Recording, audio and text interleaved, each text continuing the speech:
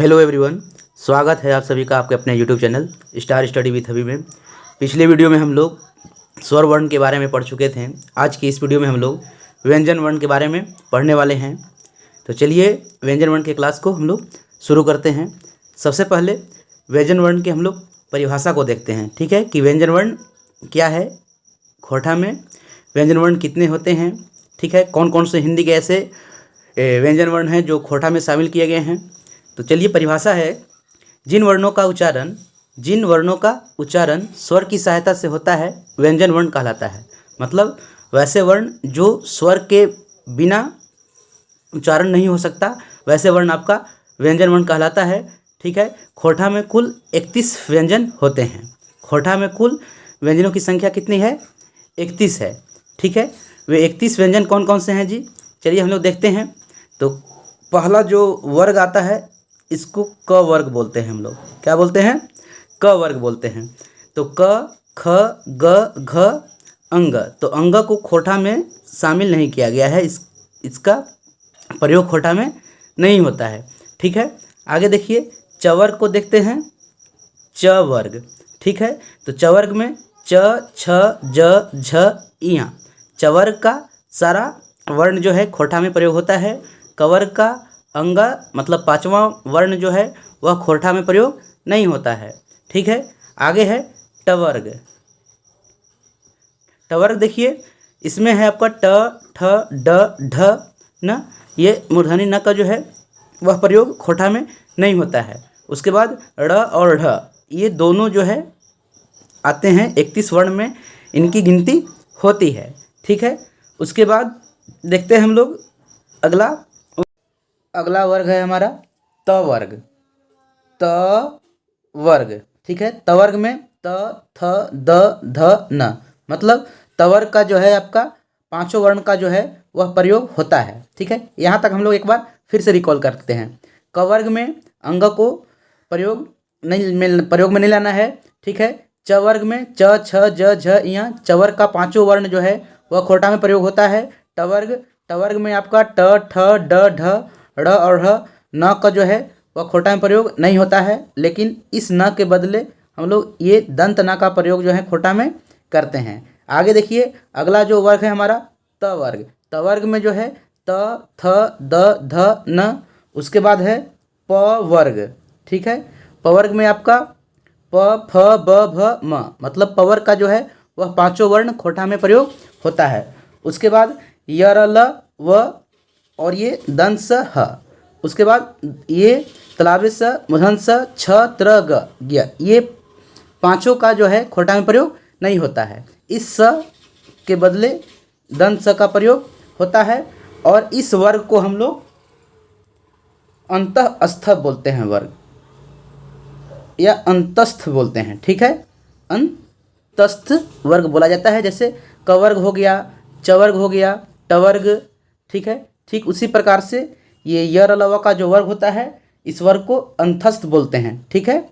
और ये जो है तलावे स, मूर्धन स, ये सब ऐसे हिंदी में उसमें व्यंजन में आता है, लेकिन यहाँ ये चीज़ हम लोगों को नहीं देखना है। चलिए आगे हम लोग पढ़ेंगे खोरठा में व्यंजनों का उच्चारण। खोरठा में व्यंजनों का उच्चारण, तो पहला है, सबसे पहले हम लोग लिए हैं इया को, ठीक है। इसका प्रयोग खोटा में होता है, यहाँ का प्रयोग खोटा में किया जाता है, परंतु ई या यंग की तरह यहाँ का प्रयोग खोटा में होता है, ठीक है, परंतु यंग या ई की तरह, ठीक है। जैसे नाई मतलब नहीं, तोई इत्यादि। आगे देखिएगा, यहाँ के विकल्प में खोटा में कहीं कहीं आपको कोई शब्द मिलेंगे, य के ऊपर बिंदु रहेगा, मतलब यंग, इन का प्रयोग भी चलता है, ठीक है। अगला जो अक्षर है, अगला जो वर्ण है हमारा, वह है आपका य, ठीक है। कुछ अपवादों को छोड़कर शब्द के आरंभ में य के प्रयोग ज की तरह होता है। जैसे कोई आपका शब्द है हिंदी के एक शब्द को लेते हैं, ठीक है, वह आपका यमुना। तो खोटा में यमुना को जो पहला शब्द है यह जो है वह ज में परिवर्तित हो जाता है। यह जो है हमारा किस में परिवर्तित होता है? ज में परिवर्तित होता है। जैसे यमुना तो जमुना, योगी तो जोगी, यज्ञ तो जग, या यज्ञ को ही कहीं कहीं जैग भी मिलेगा, तो दोनों सही होगा। ये जग भी सही है आपका और जैग भी सही है। जब भी ऑप्शन देगा तो दोनों देगा ऑप्शन। आगे है यंत्र। तो यंत्र, यह क्या बताएं कि यह जो है आरंभ में अगर लिखा हुआ है, शब्द के शुरू में लिखा हुआ है, ठीक है, तो यह जो है वो ज में परिवर्तित हो जाता है जैसे ही हम लोग शब्द को खोटा में लिखते हैं। तो अब देखिए इसका कुछ अपवाद भी है। अपवाद में क्या है, यार। तो यार को ये नहीं कि जार लिख देना है, ठीक है, यार है तो इसका ये अपवाद है कि यार का यार में प्रयोग होता है, याद का याद में प्रयोग होता है, ठीक है। यह से संबंधित कुछ है और बात जो है यहाँ हम लिखे हैं, इसको देख लीजिए। यह का प्रयोग शब्द के बीच में या अंत में ए, य, ई, ये तीनों के रूप में तथा अ के रूप में टूटकर प्रयोग होता है। ध्यान दीजिएगा, क्वेश्चन पूछता है यहाँ से कि यह का प्रयोग शब्द के बीच में किस रूप में होता है, ठीक है। यह का प्रयोग शब्द के बीच में किस रूप में होता है, तो ए के रूप में भी होता है, य के रूप में भी होता है, ई के रूप में भी होता है और अ के रूप में भी होता है, ठीक है। लेकिन कहाँ, तो बीच में, पहले नहीं, ठीक है। चलिए इसका हम लोग एक एग्जाम्पल देखते हैं। जैसे सियार है आपका, सियार, खोरठा में क्या बोलते हैं, यह जो है बीच वाला जो यह है, ये किस में टूटा है आपका, आ में टूटा है ना। किस में टूटा है, आ में टूटा है। सियार तो क्या हो जाएगा, सी आर। प्यार, तो प्यार यह जो है ये आ में टूटेगा, पी आर, ठीक है। दिया, ये यह है तो ये क्या लास्ट में हो जाएगा, आ बन जाएगा, किस में, खोरठा में। पिया तो पी आ। विषय, तो वह जो है वो ब में परिवर्तित होता है, उसको हम लोग आगे पढ़ेंगे। वह का प्रयोग देखिए यहाँ लिखा हुआ है, ठीक है। तो वह विषय, ये क्या बन जाएगा, विषय। ये मूर्धन्य स दंत स में लिखाता है, वो तो पहले ही हम बात किए थे, ठीक है। चलिए उसके बाद है भैया। तो यह जो है ई में टूटा है, यहाँ ध्यान दीजिए, यह जो है यहाँ ई में। तो हम लोग क्या पढ़े थे कि अगर यह बीच में है तो यह जो है अगर बीच में है तो या तो वो ए में, न तो अ में, या तो ए में, इस तरह से टूटता है। ये एग्जाम्पल से आप लोग देख सकते हैं, समझ सकते हैं। उसके बाद है र ल का प्रयोग, र तथा ल का प्रयोग। ध्यान दीजिएगा, उच्चारण के फलस्वरूप र जो है वह कभी ल में तो कभी र में प्रयोग होता है। जैसे मंदिर, तो उच्चारण में हम लोग कभी कोई नहीं बोलता है कि मंदिर है, तो मंदिर को बहुत कोई मंदिर भी बोलता है ना। तो हिंदी का जो मंदिर है वह खोरठा में ये र ल में काउंट होता है, र ल में उच्चरित होता है, उच्चारण होता है इसका।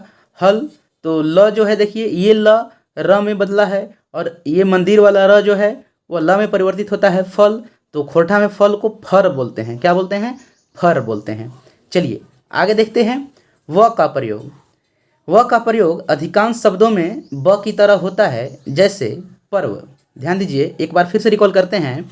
व का प्रयोग अधिकांश शब्दों में ब की तरह होता है, जैसे पर्व, तो यह ब में बदलेगा। वर्ष, तो ये वर्ष जो है बरस में बदलेगा। पूर्व, तो ये पूरब। ये सभी में हम लोग देख रहे हैं कि वह जो है वह किस में परिवर्तित हुआ है, तो ब में परिवर्तित हुआ है। ध्यान दीजिएगा, व का प्रयोग उर्दू तथा फारसी के शब्दों के उच्चारण में, मतलब वैसे शब्द जो उर्दू के हैं, ठीक है, वैसे शब्द जो उर्दू के हैं और उर्दू वाले शब्द खोटा में किस प्रकार से उच्चरित होते हैं, लिखे जाते हैं, उनका प्रोनाउंसिएशन क्या होता है, देखिएगा। जैसे वकील, तो वकील जो है आपका वह वकील में या उकील, ये दोनों सही है, ठीक है। खोटा में वकील को कैसे लिखते हैं, वकील या उकील। वजन, तो ओजन। वजह, तो वजह। आगे देखिएगा, तलाबे स और मूर्धन्य स के स्थान पर सामान्यतः दंत स का प्रयोग होता है। ये स और ये स, ये दोनों के बदले दंत स का प्रयोग होता है, मतलब तलाबे स और मूर्धन्य स का जो है प्रयोग खोटा में नहीं होता है। जैसे गणेश, ये तलाबी स देखिए यहाँ दंत स में परिवर्तित हो गया है। विषय, ये मूर्धन्य स जो है ये भी देखिए दंत स में परिवर्तित हो गया है। महेश, महेश में देखिए तलाबे स, ये किस में परिवर्तित हो गया है जी, ये भी दंत स में परिवर्तित हो गया है। ध्यान दीजिएगा, उच्चारण के फलस्वरूप जो स है वो कहीं कहीं आपको ख में मिलेगा लिखा हुआ, ठीक है, एवं स, ये दोनों में मिल सकता है। जैसे विष, तो विष को कोई नहीं गांव देहात में बोलता है कि विष, या उसको बहुत ज़्यादा बिख चढ़ गया है कुछ, ये जैसे बिच्छू छू काट दिया है तो बोलता है सब गांव में। आगे है पुरुष, तो ये स आपका दंत स में परिवर्तित हो गया है, पुरुष बोलिए या पुरुष बोलिए, ठीक है। ये भी सही है और ये भी सही है। चलिए अब हम लोग आगे देखते हैं छ का उच्चारण, ठीक है। देखते हैं कि संयोगी छ का जो उच्चारण जो है वह खोटा में किस प्रकार से होता है।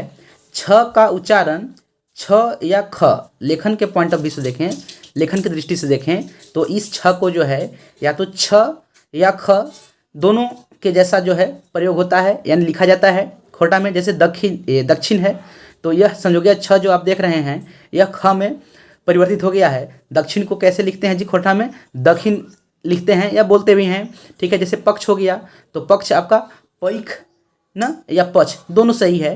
पक्ष को पैख भी बोल सकते हैं, पैख भी लिख सकते हैं खोटा में, और पक्ष भी लिख सकते हैं। देखिए ये छत्ती, तो छत्ती आपका छत्ती ये जो संयोगी छ है वह ख में परिवर्तित हो गया है। उसके बाद देखिए क्षेत्र, तो क्षेत्र को क्या बोलेंगे, ये तरह को तरह लिखते हैं। आगे हम लोग पढ़ेंगे तरह का प्रयोग, तो ये बताएंगे कि ये तरह जो है वह तर में अपना ओरिजिनल रूप में तर के रूप में ये लिखा जाता है, ठीक है। क्षेत्र तो क्षेत्र न या खेत भी बोलते हैं। आगे है क्षत्रिय, तो क्षत्रिय को क्या बोलते हैं, छतरी। इस छ को ख में नहीं बोल देना है ना, ये छ जो है अभी ये छ के रूप में यहाँ हो जाएगा, लिखाएगा। उसके बाद क्षमता, तो क्षमता को खोटा में खेमता बोला जाता है। आगे है त्र का प्रयोग, ठीक है। त्र का उच्चारण लेखन तर की तरह होता है, मतलब त्र जो है वह नहीं इसका यूज होता, इसके बदले में क्या होता है तर लिखा जाता है। जैसे मंत्र तो मंतर न, पवित्र तो पवित्र, उसके बाद पुत्र तो पुत्र न। ध्यान दीजिएगा ये जितने भी यहाँ त्र लिखा हुआ है ये तर के रूप में उच्चरित हो रहा है। उसके बाद यात्रा, तो यह जो है ज में लिखाया तो जा, और ये त्रा तरा, तो क्या बन गया यात्रा जात्रा में परिवर्तित हो गया है। चरित्र तो चरित्र, पत्र तो पत्र। उम्मीद है समझ रहे होंगे आप लोग। आगे है ज्ञ का प्रयोग, ज्ञ के बदले शब्द में ज्ञा ज्ञ या ज्ञ का प्रयोग होता है। खोरठा में इस ज्ञ के बदले न ज्ञा ज्ञ या ज्ञ, अगर ऑप्शनल क्वेश्चन मिले, ऑप्शन वाला क्वेश्चन कि ज्ञ का प्रयोग जो है खोटा में किस प्रकार से होगा, तो आपको तीनों ऑप्शन मिलेगा, ज्ञा भी ज्ञ भी या ज्ञेय, या तीनों में से कोई एक मिल सकता है, ठीक है। तो ये याद करना होगा, कोई उपाय नहीं है, बिना याद किए हुए आप नहीं बना सकते हैं। चलिए आगे है ध्वनियों का वर्गीकरण। ध्यान दीजिएगा ध्वनियों का वर्गीकरण अलग अलग आधार पर किया जाता है। जैसे उच्चारण के आधार पर किया जाता है, ठीक है, घोष के आधार पर, अघोष के आधार पर, तो वे सब हम पढ़ेंगे। अभी देखिए ध्वनियों का वर्गीकरण उच्चारण के स्थान के आधार पर, मतलब कोई भी जो ध्वनि हम जो बोल रहे हैं वे किस जगह से जो है उच्चरित हो रहा है, किस स्थान से, एक स्थान से। जैसे क बोल रहे हैं तो क का जो है एक स्थान है जहाँ से यह निकल रहा है, ठीक है, यह ध्वनि निकल रहा है मुख से। ध्यान दीजिएगा जब भी हम कोई व्यंजन बोल रहे होते हैं तो उसका एक स्थान होता है। जब भी हम कोई व्यंजन बोल रहे होते हैं तो उसका एक स्थान होता है, ठीक है, और वही स्थान क्या कहलाता है, उच्चारण स्थान कहलाता है। जैसे पहला कंठ्य, तो कंठ्य से उच्चारण या उच्चारित होने वाले जो अक्षर हैं, वर्ण हैं, वे कौन कौन हैं, अ आ क ख ग घ ह ना। कंठ्य मतलब गला, ये सब का उच्चारण स्थान क्या है, गला है, ये याद करना होगा, ठीक है। आगे देखिए तालव्य, तालव्य से ई, बड़ी ई, च छ ज झ इया और य, ये सब जो हैं ये सब का उच्चरित स्थान क्या है, तालव्य है। उसके बाद मूर्धन्य, मूर्धन्य में ध्यान दीजिएगा ट ठ ड ढ ड़ ढ र, ये सब जितने भी मतलब यहाँ से याद कर सकते हैं मूर्धन्य में कि जितने भी ट वर्ग वाले आ गए न को छोड़ करके, उसके बाद र, ये सब अभी ये चीज़ हम जो लिखे हैं वो याद करने के लिए लिखे हैं कि ट वर्ग वाला याद कर लीजिए, ठीक है, और उसके बाद र को उसमें शामिल कर दीजिए तो मूर्धन्य वाला आपको याद हो जाएगा। फिर से एक बार रिकॉल कर लीजिए ट ठ ड़ ढ र, ये सभी जो हैं वो मूर्धन्य में आते हैं। आगे है दंत्य, दंत में आपका त, थ, द, ध, न, ल, स, ठीक है, मतलब जितने भी तवर्ग वाला हो गया ल और स, त, थ, द, ध, न, ये तो सभी आ गया पांचों। उसके बाद ल, स, तो तवर्ग वाला अक्षर और ल, स, ये दंते इन लोगों का उच्चारण स्थान है। उसके बाद ओष्ठ्य, ओष्ठ से देखिए उ, बड़ा उ, प, फ, ब, भ, म, ये सबका उच्चारण स्थान ओष्ठ से होता है, ठीक है। आगे है नासिक्य, नासिक्य में क्या है आपका, तो जितने भी अनुस्वार, चंद्रबिंदु, या, न, म, ये सब का उच्चारण स्थान नासिक्य है, ठीक है। आगे देखते हैं ए, ठीक है। ए का उच्चरित स्थान है, उच्चारण वाला स्थान है आपका कंठा ताल्य, कंठा तालव्य, तालव्य न, एक का उच्चारण स्थान है कंठा तालव्य। उसके बाद ओ कंठोष्टव व दंठोष्टव। तो अभी हम लोग सभी वर्णों का उच्चारण स्थान देख लिए। अब आगे देखिएगा, प्राणत्व के आधार पर जो है वर्ण के को दो वर्गों में विभाजित किया गया है, अल्प प्राण और महाप्राण। इसको समझते हैं कि प्राणत्व के आधार पर कहने का मतलब क्या हुआ। तो अल्प प्राण को देखिएगा, समझ में आ जाएगा, ऐसे अक्षर या ऐसे वर्ण जिनको बोलते समय मुख से वायु कम बाहर आती है उन्हें हम अल्प प्राण कहते हैं, ठीक है। तो प्राणत्व के आधार पर कहने का मतलब कि कोई भी वर्ण हम बोल रहे हैं और मुख से जो हवा की मात्रा है ना, तो किस कैसे कौन से ऐसे वर्ण हैं जिनमें मुख से कम हवा निकलता है और कौन से ऐसे वर्ण हैं जिनमें मुख से अधिक हवा निकलता है, तो उसी के आधार पर जो है वो बांटा गया है अल्प प्राण और महाप्राण। फिर से अल्प प्राण को देख लीजिए, ऐसे अक्षर या ऐसे वर्ण जिनको बोलते समय मुख से वायु कम बाहर आती है उन्हें हम अल्प प्राण कहते हैं, ठीक है। अल्प प्राण में कौन कौन वर्ण आते हैं जी, ध्यान दीजिएगा, क, ग, च, ज, य, ट, अंग, ड़, त, द, न, प, ब, म, य, र, ल, व और सभी स्वर। इसको याद कैसे रखना है, ध्यान दीजिएगा, प्रत्येक वर्ग का प्रथम, तृतीय, पंचम वर्ण, प्रत्येक वर्ग, जैसे क वर्ग हुआ तो क वर्ग का प्रथम, क वर्ग में प्रथम मतलब क हो गया, तृतीय मतलब ग हो गया, पंचम वर्ण, पंचम वर्ण कहने का मतलब जैसे च वर्ग को देखिए तो च वर्ग में प्रथम च, उसके बाद तृतीय ज और पंचम इया, ठीक है। तथा अंतस्थ, अंतस्थ कहने का मतलब अंतस्थ में कौन कौन वर्ण आते हैं, य, र, ल, व और बाकी सभी स्वर, यहाँ भी लिखे हैं हम बाकी सभी स्वर। आगे है महाप्राण, महाप्राण, महाप्राण को देखिएगा, ऐसे अक्षर या वर्ण, ऐसे अक्षर या वर्ण जिनको बोलते समय मुख से वायु अधिक बाहर आती है उन्हें हम महाप्राण कहते हैं। ऐसे अक्षर या वर्ण जिनको बोलते समय मुख से वायु अधिक बाहर आती है उन्हें हम महाप्राण कहते हैं, ठीक है। महाप्राण में कौन कौन वर्ण आते हैं, तो देखिए यहाँ ख, घ, छ, झ, ठ, ठीक है, इस प्रकार से देख सकते हैं। चलिए महाप्राण तक हम लोग देख लिए, एक बार रिकॉल कर लेते हैं। प्राणत्व के आधार पर क्या किया गया कि वर्णों को दो वर्ग में बांटा गया, अल्पप्राण, महाप्राण, ठीक है। अल्पप्राण मतलब कि वैसे वर्ण जिनको बोलते समय समझिए कि मुख से कम वायु बाहर निकले, ठीक है। और महाप्राण कि वैसे वर्ण जिनको बोलते समय मुख से अधिक वायु बाहर निकले, ठीक है। चलिए अब क्या है, घोष अघोष के आधार पर वर्ण के प्रकार, घोष या अघोष के आधार पर वर्ण के प्रकार। तो ध्यान दीजिएगा, वर्ण के पहला प्रकार है घोष, अघोष के आधार पर घोष ध्वनियाँ, और सेकंड है अघोष ध्वनियाँ। तो घोष ध्वनियाँ क्या हैं उनको समझते हैं। ऐसे वर्ण या अक्षर जिनका उच्चारण करते समय जहाँ से आवाज़ निकलती है, ठीक है, वहाँ कोई कंपन यानी झंकृति मतलब वाइब्रेशन आप समझ सकते हैं। तो ऐसे वर्ण या अक्षर जिनका उच्चारण करते समय जहाँ से, ऐसे तो कोई भी वर्ण बोलते हैं तो कंपन के बिना पॉसिबल ही नहीं है, ठीक है। फिर भी यहाँ हम लोग को क्या पढ़ना है घोष ध्वनिया में, तो ऐसे वर्ण इसमें कुछ अधिक होता है, किसी में कुछ कम, तो उसी के आधार पर समझिए बांटा गया है। ऐसे वर्ण या अक्षर जिनका उच्चारण करते समय जहाँ से आवाज़ निकलती है वहाँ कोई कंपन हो, तो ऐसे ध्वनियों को हम क्या कहते हैं, घोष ध्वनियाँ कहते हैं, ठीक है। घोष ध्वनियाँ जो हैं आपके ग, घ, ज, झ, इया, ठीक है, यहाँ तक स्वर वर्ण तक जो है आपको लिखा गया है। PDF हम कम्प्लीटली जो है वो डाल देंगे अपने टेलीग्राम चैनल पे, आप लोग वहाँ से देख सकते हैं कौन कौन वर्ण जो है यहाँ है। चलिए आगे देखते हैं। अघोष ध्वनियाँ। अघोष ध्वनियाँ ऐसे वर्ण या अक्षर जिनका उच्चारण करते समय जहाँ से आवाज़ निकलती है वहाँ कोई कंपन नहीं होता है, तो ऐसे ध्वनियाँ को हम क्या कहते हैं? अघोष ध्वनियाँ कहते हैं। ठीक है, वैसे ध्वनियाँ जिनका उच्चारण करते समय न आवाज़ जहाँ से निकलती है वहाँ कोई कंपन नहीं हो, तो ऐसे तो कोई कंपन नहीं होने वाले कौन कौन वर्ण हैं, ध्यान दीजिएगा।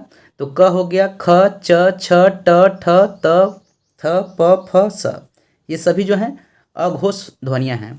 ठीक है, फिर से एक बार देख लीजिए। ऐसे वर्ण या अक्षर जिनका उच्चारण करते समय जहाँ से आवाज़ निकलती है वहाँ कोई कंपन नहीं होता है, तो ऐसे ध्वनियों को हम अघोष ध्वनियाँ कहते हैं।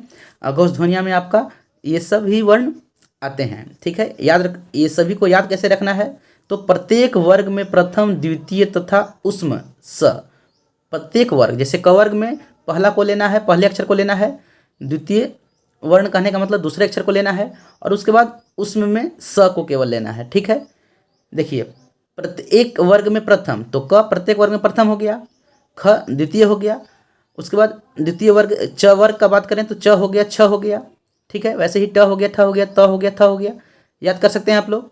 वैसे ही प, फ, और लास्ट में क्या याद रखना है? उसमें केवल दंत स जो है दिमाग में रखना है। ठीक है, तो अघोष ध्वनियाँ हम लोग कवर कर लिए। अब ध्यान दीजिएगा, ये दो महत्वपूर्ण बिंदु लिखे हैं, यहाँ से प्रश्न बनता है। जैसे खोरठा में आप लोग देखते हैं कि बड़ी ई का जो है ना वह प्रयोग किस प्रकार से हम लोग करते हैं, उसको देखिएगा। खोरठा में बड़ी ई का प्रयोग जो है स्वतंत्र रूप से निकटवर्ती निश्चयवाचक सर्वनाम या सार्वनामिक विशेषण के रूप में होता है। यहाँ से क्वेश्चन जो है देखिए कैसे पूछता है, वो हम MCQ में करा देंगे। ठीक है, खोरठा में बड़ी ई का प्रयोग स्वतंत्र रूप से निकटवर्ती निश्चयवाचक सर्वनाम, जैसे सिंपल समझ सकते हैं कि जिस तरह से हम लोग हिंदी में यह का प्रयोग करते हैं निकटवर्ती, जैसे यह कलम है ना, यह कॉपी है, इस तरह से, तो वैसे ही यह जो भी हुआ यहाँ वह आपका सर्वनाम शब्द है। यह क्या है? ध्यान दीजिए, यह जो है आपका यह सर्वनाम के रूप में भी प्रयोग कर सकते हैं, और इसका प्रयोग विशेषण के रूप में भी होता है, विशेषण के रूप में भी होता है। तो सर्वनाम के रूप में, विशेषण के रूप में कब करते हैं? जब कोई चीज़ नज़दीक होता है तभी यह का प्रयोग होता है। इसीलिए यहाँ लिखा हुआ है कि खोरठा में बड़ी ई का प्रयोग स्वतंत्र रूप से निकटवर्ती निश्चयवाचक सर्वनाम या सार्वनामिक विशेषण के रूप में होता है। जैसे ध्यान दीजिए, एग्जाम्पल से समझ में आ जाएगा आपको। ई एकर हकई, ई केकर हकई, तो ई एकर हकई मतलब यह किसका है? तो यह इसका है। ठीक है, समझ रहे होंगे। अगला है, ये दोनों क्वेश्चन जो है पूछा हुआ है आपका। खोरठा में बड़ा ऊ का प्रयोग स्वतंत्र रूप से, बड़ा ऊ यानी दीर्घऊ, खोरठा में बड़ा ऊ का प्रयोग स्वतंत्र रूप से दूरवर्ती निश्चयवाचक सर्वनाम या सार्वनामिक विशेषण के रूप में होता है। जैसे वह का प्रयोग करते हैं ना, वैसे ही समझिए हिंदी में जैसे वह, हिंदी में जैसे वह, ठीक है, वह दूर के ऑब्जेक्ट के लिए होता है। वैसे ही जैसे ऊ ओकर है, ऊ कोकर केकर है, तो ऊ ओकर हकई। ठीक है, खोरठा में ऊ का प्रयोग स्वतंत्र रूप से दूरवर्ती निश्चयवाचक सर्वनाम या सार्वनामिक विशेषण के रूप में होता है। जैसे ऊ ओकर हकई, ऊ केकर हकई, तो ऊ ओकर हकई मतलब वह किसका है? तो वह उसका है। ठीक है, वह उसका है मतलब कोई दूर है न, और उस रूप में हम लोग ऊ का प्रयोग यहाँ खोरठा में करते हैं। तो हम लोग खोरठा में वर्ण विचार या ध्वनि विचार जो है वह पढ़ के कंप्लीट कर चुके हैं। इसमें कोई ऐसा पॉइंट नहीं है जो आपको हम छोड़ दिए हैं, जो बच गया है। ऐसे कोई भी ऐसा छोटा मोटा पॉइंट अगर छूट भी गया होगा तो हम अगले वीडियो जो MCQ का आने वाला है उसमें कवर कर देंगे। ठीक है, तो मिलते हैं अगले वीडियो में। धन्यवाद।